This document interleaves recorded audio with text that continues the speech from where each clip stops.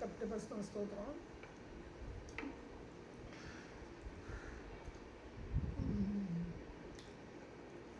இப்போ வந்து எசேக்கியேல் வந்து அவனை அடையாளப்படுத்தி என்ன பண்ணோம்னா, ஃபஸ்ட்டு வந்து அவருடைய அழைப்பினை பார்த்தோம். அழைப்பின பாதி இருக்குது, அழைப்பை பார்த்தோம். அடுத்து வந்து தரிசனக்காரன் அப்படின்னு அதுக்கு அவன் வந்து அடையாளக்காரன் அப்படின்னு பார்த்தோம். இப்போது தீர்க்க தரிசனத்தில் வந்து ஒரு அடையாளத்தை வந்து அவங்ககிட்ட வந்து சொல்லுவாங்க. தீர்க்க தரிசனம் சொல்றது வந்து தீர்க்க தரிசியாக பார்க்கணும். அந்த தீர்க்க தரிசிக்குள்ளே வந்து பார்த்தீங்கன்னா தீர்க்க தரிசனத்துக்குள்ளே வந்து அடையாளப்படுத்துகிறாங்க. அடையாளத்தை வைக்க சொல்கிறாங்க. அது வந்து பார்த்திங்கன்னா இரும்பு செம்பில் பார்த்தோமா போன வாரம். ஆமாம். இந்த வாரம் வந்து பார்த்திங்கன்னா ஒரு அடையாளம் வந்து ஓய்வு நாள். ஓய்வு நாள் வந்து அடையாளப்படுத்தி சொல்கிறாங்க. ரைட்டா? அதை குறித்து வந்து என்னென்னு பார்க்குறோம். ஓய்வு நாளை குறித்து ஓய்வு நாள் வந்து அடையாளப்படுத்த சொல்கிறாங்க. ஃபஸ்ட்டு வந்து அவன் வந்து தரிசனக்காரனாக பார்த்தோம். தரிசனக்காரனை பயன்படுத்துகிற தேவனாக்கார். ரெண்டாவது வந்து பார்த்திங்கன்னா அவனை வந்து அடையாளப்படுத்துகிற தேவனார், அடையாளக்காரனாகவே உருமாறுகிறார். மூணாவது வந்து தீர்க்கதரிசி அவனுடைய வேலை. அந்த தீர்க்கதரிசி வந்து ஒரு அடையாளத்தை சொல்லுவார். அடையாளப்படுத்து பண்ணிவிட்டு அந்த தீர்க்க தரிசனத்தை சொல்லு. அது நிமித்தம் அவங்களுக்கு என்ன வந்துச்சு, என்ன வந்து அவங்களுக்கு நியாயத்தை இருக்கணும். அதாவது இதிலிருந்து மீட்கப்படுகிற ஒரு தீர்க்க தரிசனம் வந்து தனியாக பார்த்துரும். நியாயத்தை பாவத்துக்கு தகுந்த தண்டனை கொடுக்குறார். ஆனால் அவர் வாக்கு தத்துவத்தின்படி என்ன செய்யணும், தூக்கி எடுக்கிறார். இப்போ வந்து நம்ம என்ன பண்ணுறோன்னா அவருடைய நியாயத்துக்கு பார்த்துட்டே வரோம். லாஸ்ட் எண்டில் வந்து பார்த்திங்கன்னா அவர் வந்து எப்படி தூக்கி எடுக்கிற தேவன் அப்படிங்கிறத நம்ம பார்ப்போம். எசேக்கியேல் 20:12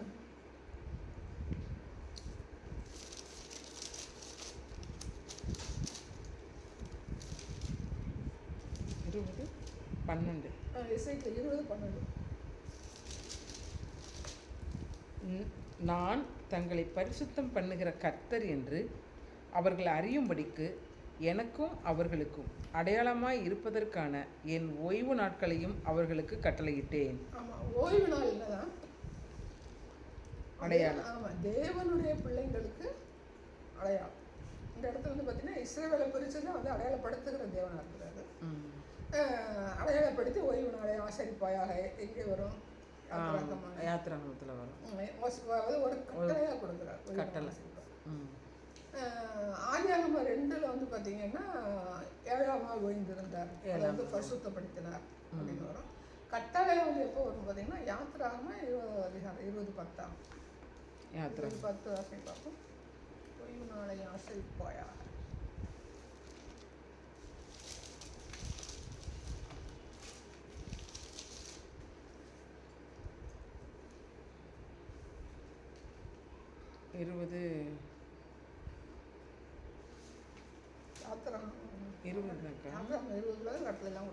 ஆமாம், அது வந்து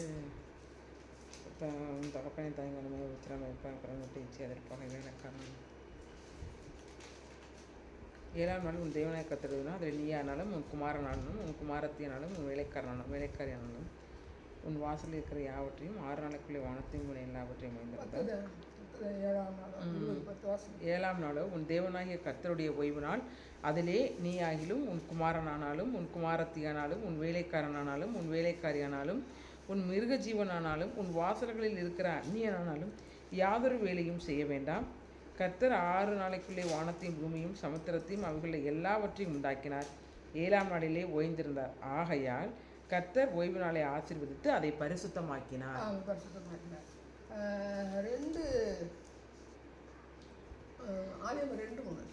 ஆதியாகமம் 2:3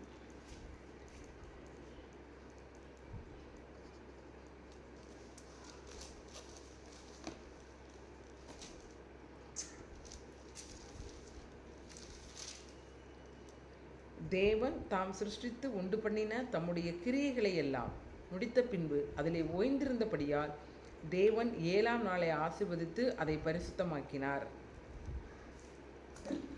2வது அதிகாரத்தில் வந்து 7ஆம் நாள் வந்து ஓய்ந்திருந்தால் அதை பரிசுத்தமாக்கினார் அப்படின்னு சொல்கிறாரு. அதுலேருந்து அவங்க வந்து அதை வந்து ஒரு கட்டளையாக பயன்படுத்தினாரா அப்படிங்கிறது நமக்கு சில வேதத்தில் சொல்லப்படணும். பட் ஆனால் மோசேயின் காலத்தில் என்ன பண்ணுறாங்கன்னா அந்த 7ஆம் நாள் வந்து கட்டளையாக கொடுக்குறாரு.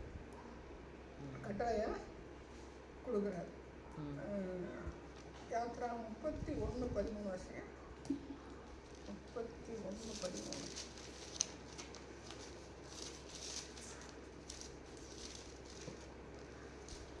31:13. நீ இஸ்ரவேல் புத்திரரை நோக்கி, நீங்கள் என் ஓய்வு நாளை ஆசரிக்க வேண்டும்.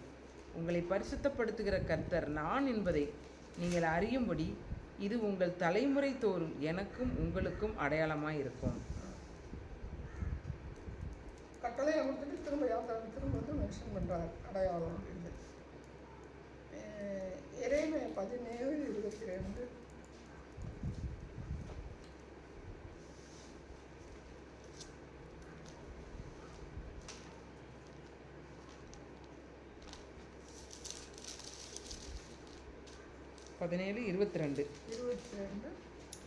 ஓய்வு நாளில் உங்கள் வீடுகளிலிருந்து சுமையை வெளியே கொண்டு போகாதபடிக்கும் ஒரு வேலையையும் செய்யாதபடிக்கும் உங்கள் ஆத்துமாக்களுக்காக எச்சரிக்கையாயிருந்து நான் உங்கள் பிதாக்களுக்கு கட்டளையிட்டபடி ஓய்வு நாளை பரிசுத்தமாக்குங்கள் என்று கர்த்தர் சொல்லுகிறார். ஆமாம், இறைமையை நடத்தணும். அது ராஜாக்களின் காலம். அப்போ வந்து என்ன செய்யறாருன்னா அதை பிடிச்சி வந்து ஓய்வு வந்து கட்டளை கொடுக்குறாரு. பரிசுத்தப்படுத்துறாரு. லேவியராகமம் 20:8.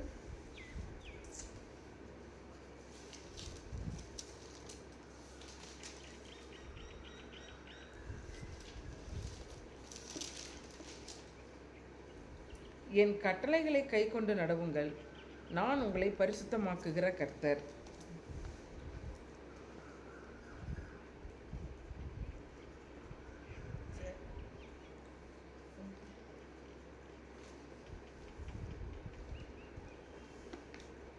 எசேக்கியேல் 20:20.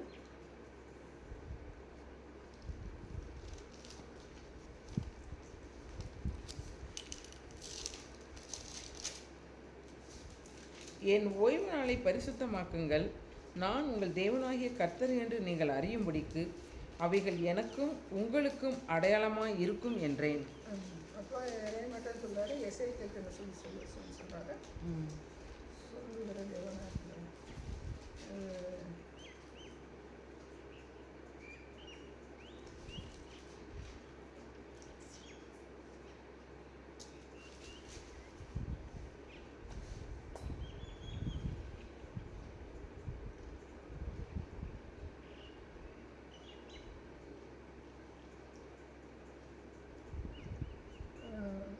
யோவான் 5 எடுங்க. யோவான் 5. யோவான் 5:5 வந்து 1 வாசிச்சிருங்க. இவைகளுக்கு பின்பு யூதருடைய பண்டிகை ஒன்று வந்தது. அப்பொழுது இயேசு எருசலேமுக்கு போனார். எபிரேய பாஷையிலே பெதஸ்தா எனப்பட்ட ஒரு குளம் எருசலேமின் ஆட்டு வாசலின் அருகே இருக்கிறது. அதற்கு 5 மண்டபங்கள் உண்டு. அவைகளிலே குருடர், சப்பானிகள், சூமின உறுப்புடையவர்கள் முதலான வியாதிக்காரர் அநேகர் படுத்திருந்து தண்ணீர் எப்பொழுது கலங்கும் என்று காத்து கொண்டிருப்பார்கள். ஏனெனில் சில சமயங்களிலே தேவ தூதன் ஒருவன் அந்த குளத்தில் இறங்கி தண்ணீரை கலக்குவான். தண்ணீர் கலங்கின பின்பு யார் முந்தி அதில் இறங்குவானோ அவன் எப்பேற்பட்ட வியாதியஸ்தனாய் இருந்தாலும் சொஸ்தமாவான். 38 வருஷம் வியாதி கொண்டிருந்த ஒரு மனுஷன் அங்கே இருந்தான். படுத்திருந்த அவனை இயேசு கண்டு அவன் வெகு காலமாய் வியாதியஸ்தன் என்று அறிந்து அவனை நோக்கி, சுத்தமாக வேண்டுமென்று விரும்புகிறாயா என்று கேட்டார். அதற்கு வியாதியஸ்தன், ஆண்டவரே, தண்ணீர் கலக்கப்படும் போது என்னை குளத்தில் கொண்டு போய் விடுகிறதற்கு ஒருவரும் இல்லை. நான் போகிறதுக்குள்ளே வேறொருவன் எனக்கு முந்தி இறங்கி விடுகிறான் என்றான். இயேசு அவனை நோக்கி, எழுந்திரு, உன் படுக்கையை எடுத்துக்கொண்டு நட என்றார். உடனே அந்த மனுஷன் சுத்தமாகி தன் படுக்கையை எடுத்துக்கொண்டு நடந்து போனான். அந்த நாள் ஓய்வு நாளாய் இருந்தது. ஆதலால் ஓய்வு நாள் இங்கே வந்து என்ன சொல்றாரு, பழைய ஏற்பாட்டில் வந்து என்ன பார்த்தோம்னா அதை வந்து அடையாளமாக சொல்றாரு, ஓய்வு நாள் சொல்றாரு, கர்த்தர் வந்து சொல்லுவது தேவனாக. ஆக இங்கே இயேசு கிறிஸ்து வந்து பிறகு என்ன நடக்குது, அந்த ஓய்வு நாளவே என்ன பண்றாரு, கிரியை செய்கிற தேவனாக இருக்கிறார். ஓய்வு நாள் 9:1 அதில் வந்து 38 வருஷம் அவங்கள வந்து ஓய்வு நாள் வந்து என்ன செய்கிறாருன்னா சுகப்படுத்துகிறாரு. யோவான் 9:1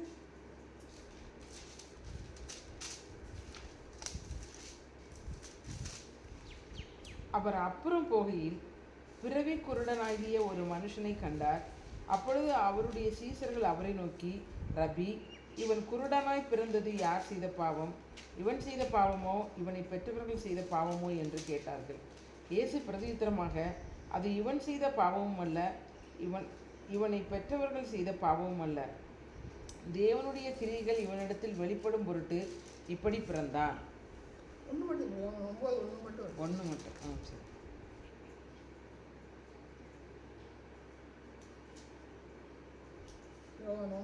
ஒன்று மட்டும். அவர் அப்புறம் போகையில் பிறவி குருடாகிய ஒரு மனுஷனை கண்டார். அதிலே 14 வருஷம். இயேசு சேருண்டாக்கி அவன் கண்களை திறந்த நாள் ஓய்வு நாளாய் இருந்தது.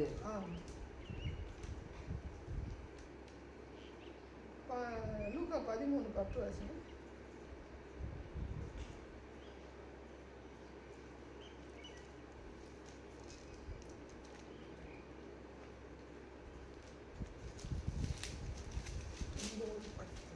லூக்கா 9 அக்கா. லூக்கா 13.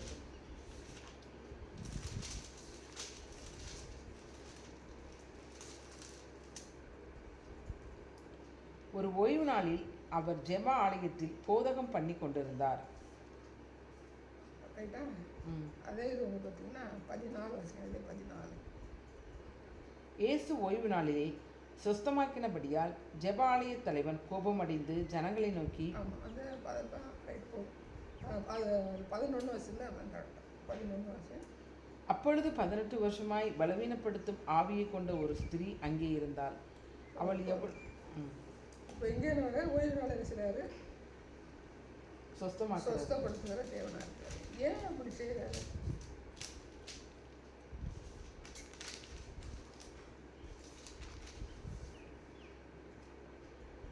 ஓய்வு நாளில் அங்கே வந்து ஓய்வு நாளில் வந்து கட்டளையாக கொடுக்குறாரு. இயேசு கிறிஸ்து வந்த பிறகு என்ன செய்கிறாங்க? ஓய்வு நாளில் வந்து நிறைய அற்புதங்கள் செய்கிறாங்க. ஓய்வு நாள் என்ன செய்கிறாங்கன்னா, ஓய்வு நாளில் தான் வந்து என்ன செய்கிறாரு? அற்புதங்கள் செய்கிறாரு, குணமாக்குறாரு. இப்போ நம்ம பார்த்ததுல அற்புதம் செய்கிறாரு, குணமாக்குறாரு. ஓய்வு நாள் என்ன செய்கிறாரு? குணம் செய்கிறாரு. ஏன் அப்படி செய்கிறாரு? அந்த பழைய கட்டளைகளை மாற்றி எல்லா நாளும் வந்து ஆண்டவருடைய சமூகத்தில் இருந்த நம்மளை குணமாக்கலாம் அப்படிங்கிறத அடையாளமாக சொல்கிறாரா? அதாவது அவர் வந்து கட்டளையை மாற்றலை. கட்டளை என்ன செய்யறவர் வந்து மாற்றலை. இவங்க என்ன பண்ணுறாங்க அப்படின்னா, இஸ்ரவேலராக இருக்கட்டும், ராஜாக்களின் காலங்களாக இருக்கட்டும், எரேமியாவின் காலங்களாக இருக்கட்டும், எசேக்கியலின் காலங்களாக இருக்கட்டும், இப்போ யாருக்கு கட்டளை கொடுத்துருக்கிறாரு? புறஜாதிக்கு கட்டளை கொடுத்துருக்கிறாரா? இல்லை, புறஜாதிக்கு வந்து கட்டளை கொடுக்கல. இன்னைக்கு நமக்கு கொடுத்துருக்கிறாரு. வேற யாருக்கு? இஸ்ரவேலருக்கு கர்த்தர் வந்து கொடுத்துருக்காரு. ஆனால் அவங்க வந்து அதன்படி என்ன செய்யல? நடக்கலை. நடக்க முடியலைன்னு சொல்லக்கூடாது, அதாவது நடக்கலை. இப்போ ஹெல்மெட் போடுறது வந்து ஹெல்மெட் ஒரு சட்டம்.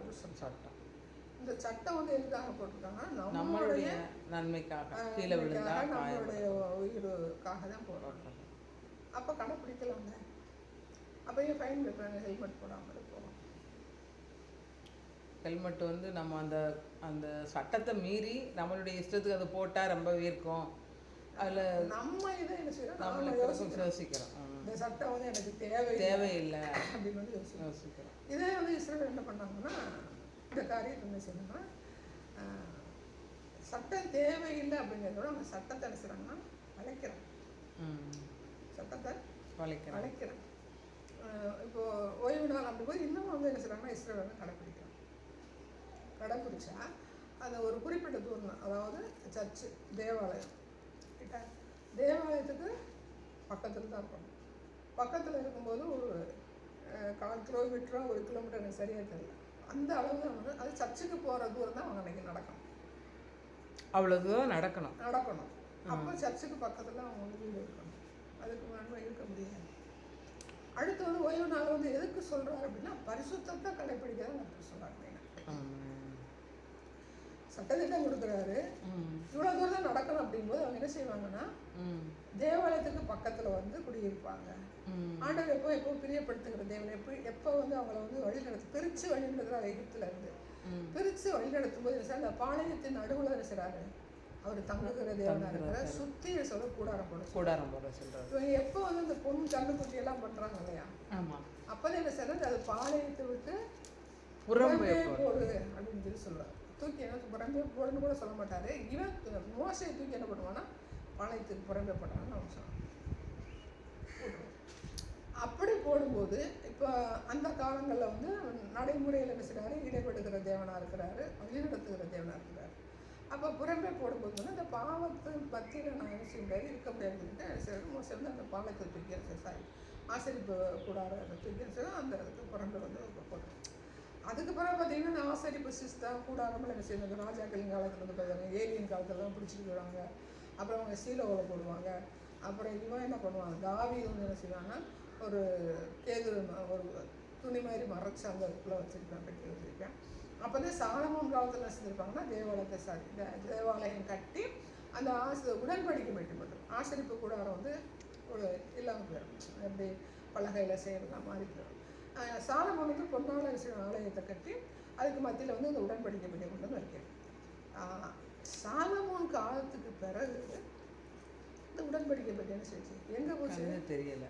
ஏன்னா நேபுகாத்நேச்சார் பாபிலோன் ராஜா வந்து வரும். அப்போ தான் வந்து இந்த ஆலயம் வந்து இடிக்கப்படும். ராஜாக்களின் காலத்தில் பார்த்தீங்கன்னா உள்ளே போய் விக்கிரக இதெல்லாம் உள்ளே வைக்கிறாங்க. நிறையா ராஜாக்கள் பார்த்தீங்கன்னா அப்புறம் உள்ளே போய் இடிப்பாங்க, எல்லாமே பண்ணுவாங்க. ஆனால் அந்த உடன்படிக்கை பெட்டியை குறித்து வந்து எந்த தகவலும் நமக்கு இல்லை.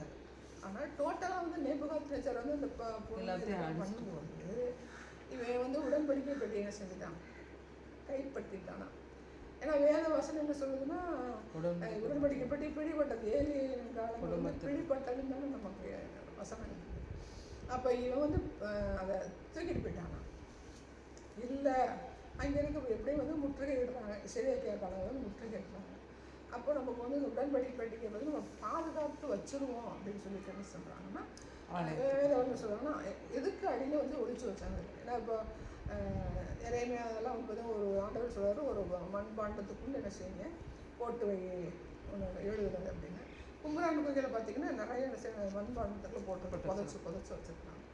கர்த்தர் தான் பின் சந்ததிகளுக்கு வேணும் அப்படின்ட்டு அதை வந்து பாதுகாக்கிறதுனால இருக்குது. அதுலேருந்து நமக்கான வேதங்கள் வந்து நமக்கு பைபிள் வேதம் நம்ம கையில் கொடுக்குறாங்க. அப்போ அந்த உடன்படிக்கை பெட்டி வந்து எங்கே இருக்குது அப்படிங்கிற நம்ம செய்யலாம் தெரியும். ஆனால் வெளிப்படுத்துகிற விஷயத்தை நினச்சோன்னா அந்த உடன்படிக்கை பெட்டி வந்து ஆலயத்தில் இருந்துச்சு அப்படின்னு சொல்லி வெளிப்படுத்தின விசேஷத்தில் வந்து ஒரு இடத்துல வந்து உடன்படிக்கை பெட்டி குறித்து வந்து யோவான் தரிசனத்தில் வந்து அது குறிப்பிடப்பட்டது. இப்போ நமக்கு வந்து அந்த காலங்கள்லாம் வந்து ஒரு கட்டளையாக வருது. இதை அடையாளப்படுத்துகிற தேவனாக இருக்கிறாரு. அடையாளப்படுத்தும் போது அவங்க வந்து தீர்க்க தரிசனம் சொல்கிறாங்கன்னா எதுக்காக அந்த ஓய்வு நாள் வந்து மாறுது அப்படின்னா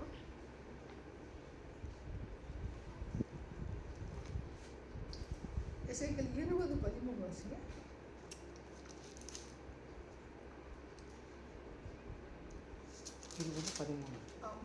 ஆனாலும் இஸ்ரவேல் வம்சத்தார் வனாந்தரத்தில் எனக்கு விரோதமாய் ரண்டகம் பண்ணினார்கள். என் கட்டளைகளின்படியே மனுஷன் செய்தால் அவைகளால் பிழைப்பான். அவர்களோ அவைகளில் நடவாமல் என் நியாயங்களை வெறுத்து என் ஓய்வு நாளை பரிசுத்த குலைச்சலை மிகவும் குலைத்து போட்டார்கள். கட்டளை வந்து ஓய்வு நாளை வந்து பரிசுத்தோட லிங்க் பண்றாரு. அப்போ இவங்க என்ன பண்ணாங்கன்னா பரிசுத்த குலைச்சல் ஆக்குனதுனால என்ன செய்யறாருன்னா குலைத்து போட்டார்கள் அப்படின்னு குலைத்து போட்டாங்க. அதனால இயேசு கிறிஸ்து வந்து சவுக்க உண்டு பண்ணி வந்து எல்லாரையும் அடிப்பார் இல்லையா? ஆமாம். அது எந்த வருது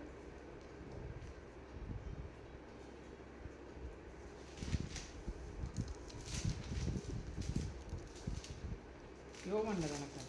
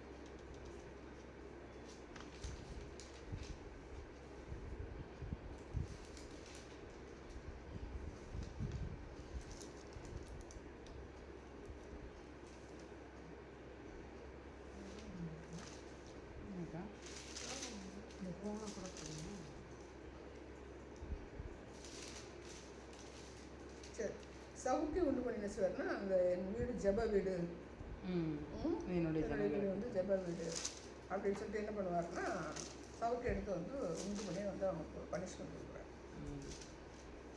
அப்போது இவங்க வந்து அந்த ஓய்வு நாளில் வந்து என்ன செய்ய முடியும்னா கரப்ஷன் ஆகிட்டாங்க. ஆமாம், அந்த எசேக்கியேல் 20 வந்து பார்த்தீங்கன்னா 20:13 தான் அடையாளமாக்குகிற தேவனாக இருக்கிறாரு.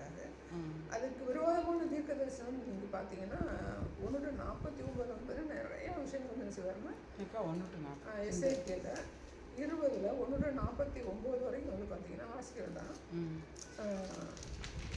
ஃபுல்லாக வந்து பார்த்தீங்கன்னா என்ன பண்ணியிருப்பாருன்னா இந்த ஓய்வு நாள் குலைச்சல் என்ன செய்கிறாங்கன்னா இவங்க வந்து கரப்ஷன் ஆக்குனதுனால அசுத்தத்தை கடைப்பிடிக்கலாம். இன்றைக்கி அது நடக்குது. தேவாலயம் இருக்குது, இஸ்ரேலர்கள் இருக்கிறாங்க. அங்கே வந்து முறைப்படி வந்து என்ன செய்கிறாங்கன்னா அந்த வந்து சேக்கலை வந்து என்ன செய்கிறாங்கன்னா சேக்கல்லாம் செலுத்தணும்னு சொல்லி அந்த கட்டளை இருக்கிறனால அவங்க சேக்கல் அப்படிங்கிற நாணயத்தை வந்து மாற்றலாம். இப்போ நம்ம போகிறோம் தேவாலயத்தில் நம்ம காணிக்க போடணும் அப்படின்னா நம்ம என்ன செய்யணும், நம்ம பணத்தை வந்து சேக்கலாக மாற்றி தான் என்ன செய்யணும் செலுத்தணும். அந்த மாதிரி சிஸ்டம் தான் இருக்குது. இதில் வந்து எப்படி கரப்ஷன் இருக்குது அப்படிங்கிறது நமக்கு வந்து சொல்லப்படுது. ஆனால் அந்த நாட்டில் என்ன சொல்லுவார், ஆண்டவர் என்ன சொல்லுவார், நீங்கள் வந்து குர்பான் சிங் காணிக்க செய்யுங்க வாங்குறீங்க, தாய்க்குரிய கடமை செய்யணும்னா தாய்க்குரிய கடமை செய்யாமல் இந்த காணிக்கை நீங்கள் போட்டுட்டீங்கன்னா அவனுக்கு அந்த பாவம் மன்னிக்கப்பட்டது அப்படின்னு சொல்லி அவங்களை வந்து காவசாரமாக வந்து இயேசு கிறிஸ்து வந்து அவருடைய காலங்கள் திட்டுறார்.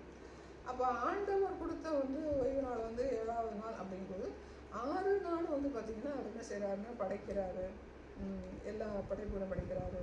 படைச்சு முடிச்சுட்டு படைக்கிறாரு பூமி, வானம், சந்திரன், சூரியன், அப்புறம் மரம், செடி, கொடி, அப்புறம் பழம் கொடுக்குற மரங்கள், விருட்சங்கள், அப்புறம் பறவைகள், மீன், இந்த மாதிரி காரியங்களும் படைச்சிட்டு காட்டு மிருகங்களையும் படைச்சிட்டு அப்புறம் பண்ணுறாரு ஆதாமும் ஏவாளையும் படைச்சி முடிச்சுட்டு எல்லாமே முடிச்சிடறாரு. முடித்த பிறகு தான் என்ன பண்ணுறாருன்னா ஆண்டவரை தேடுகிறதுக்கு ஒரு நாள் என்ன செய்கிறாரு கட்டளையிடுறது ஜனங்க.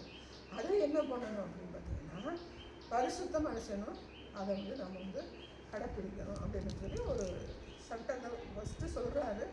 அதுக்கு பிறகு பார்த்தீங்கன்னா மோசைகிட்ட வந்து சட்டமாக உருவாக்குறாரு. கட்டளைனால சட்டமாக உருவாக்குகிறது ஜனங்கள்.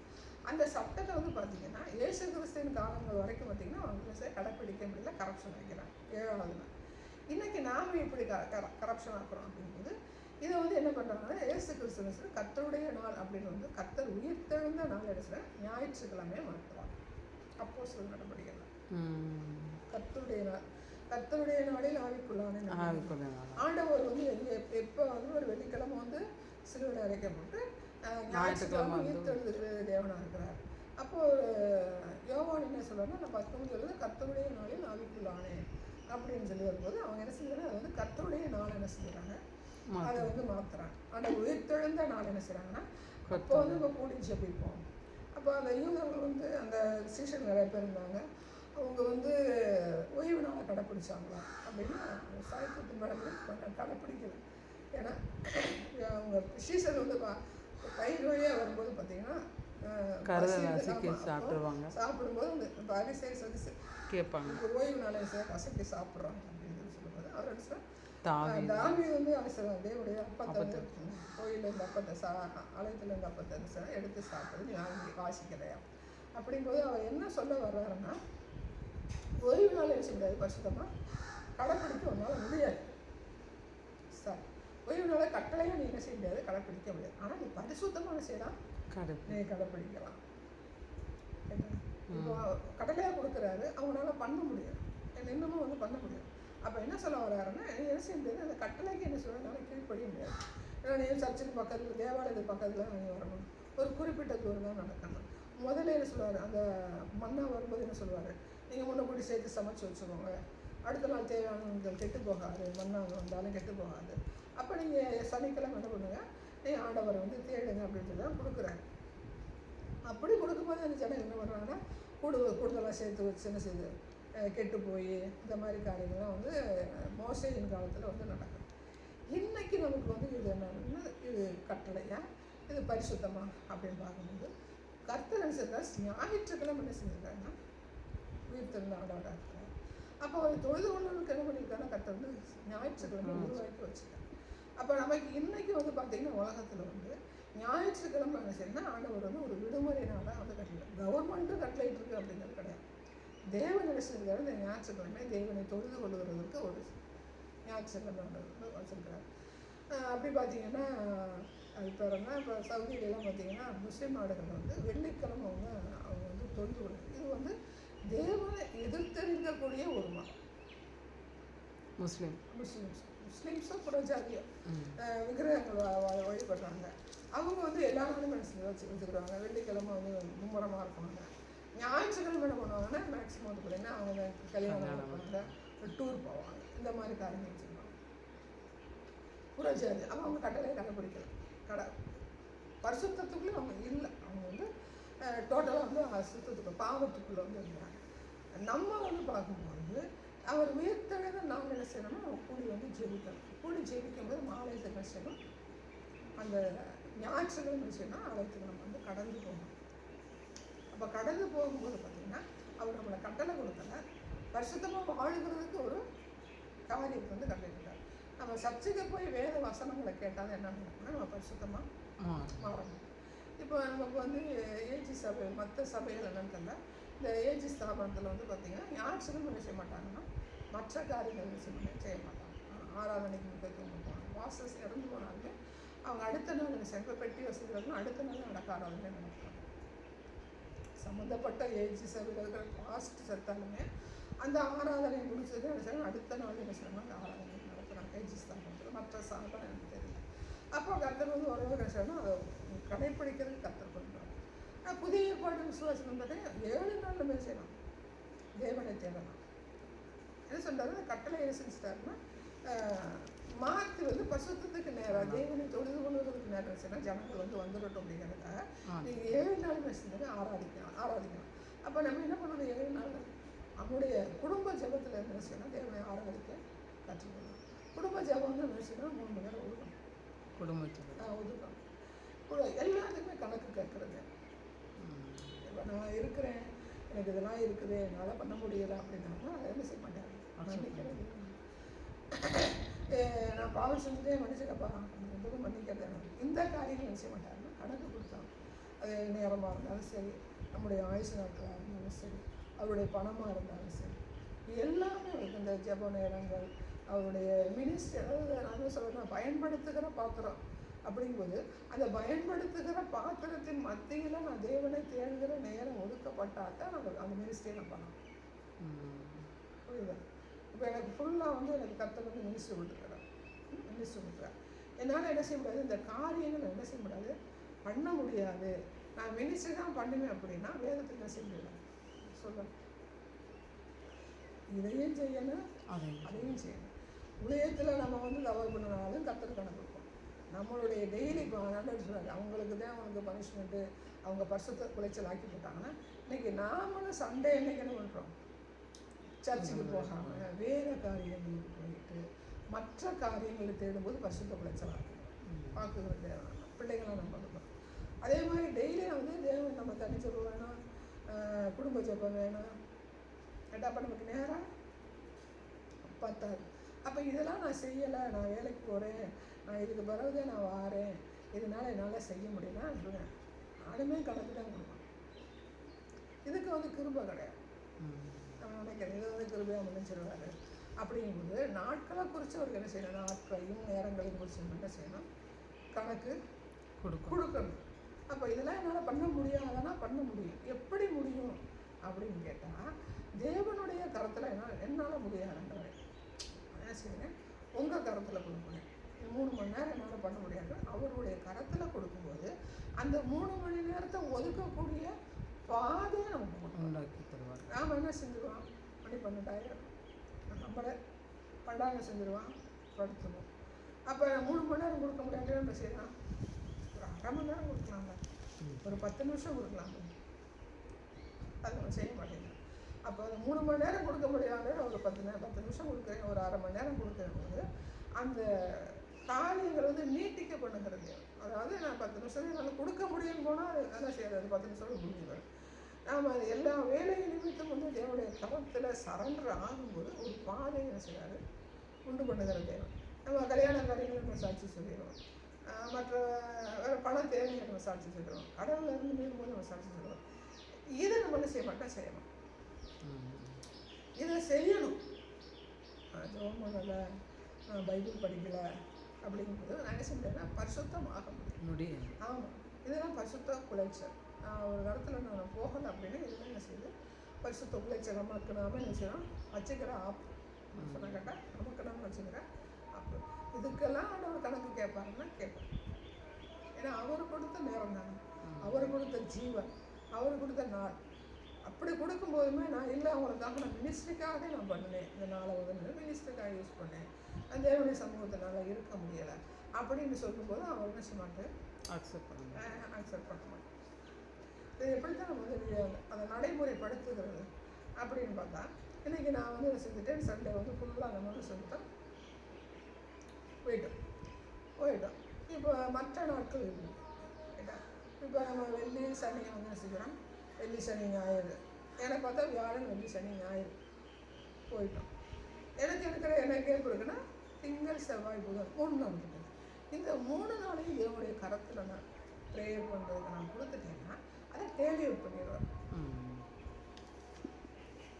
நான் கொடுக்காத பட்சத்துக்கு என்ன செய்ய மாட்டாங்கன்னா டேலியவுட் பண்ண மாட்டேன். அப்போ ஒரு மினிஸ்ட்ரி பண்ணுறோம், ஒரு ஊழியம் பண்ணுறோம் அப்படின்னா நமக்கு என்ன செஞ்சுக்கணும்னா 365 நாள் புக் பண்ண போட்டோம். அங்கே வாங்கினா எனக்கு ஒரு 2 வருஷம் சொல்கிறாங்க, நமக்கு அப்படிலாம் பாதை இல்லை, எனக்கு வந்து 2 வருஷம் டேட் இருக்குது, 3 வருஷம் டேட் இருக்குது, எனக்கு டேட்டே இல்லை அப்படின்னு சொல்கிற ஆட்களாக இருக்காங்க. அவங்க எப்படி பண்ணுறாங்கன்னு நமக்கு தெரியல. பட் ஆனால் டேட்டு கொடுக்கும்போது என்ன பண்ணுவாங்கன்னா தேவனுடைய சமூகத்தில் இருக்கிறதுக்கு கணக்கு பண்ணி தான் நினச்சி நம்ம தேதி வந்து இல்லை நம்மளை பயன்படுத்துகிறாரு. நீங்கள் அங்கே வாங்க இங்கே வாங்க அப்படின்னு சொல்லும்போது இப்போ சிவகாசிலேருந்து நம்ம கூப்பிட்டு என்ன சொல்லுவேன், எனக்கு வியாழன் வெள்ளி சனி ஞாயிறு 4 நாள் விட்டுருங்க, திங்கள் செவ்வாய் புதன்னு சொல்லணும். அப்போ அங்கே போயிடும், அங்கே நமக்கு திங்கள் செவ்வாய் புதன் போயிடுங்க. திங்கள் செவ்வாய் புதன் போது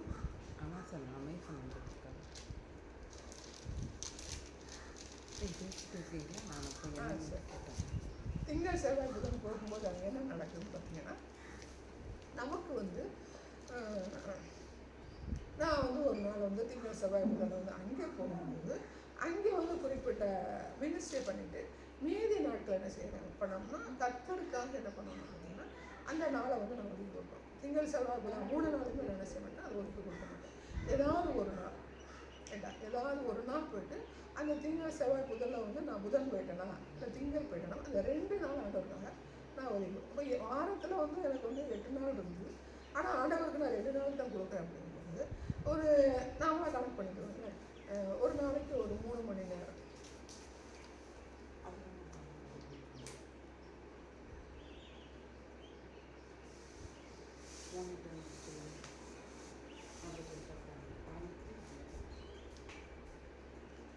அப்போ என்ன ஆகுதுன்னு பார்த்தீங்கன்னா 8 நாள் வந்து பார்த்திங்கன்னா 2 நாள் தான் வந்து கொடுப்பேன்.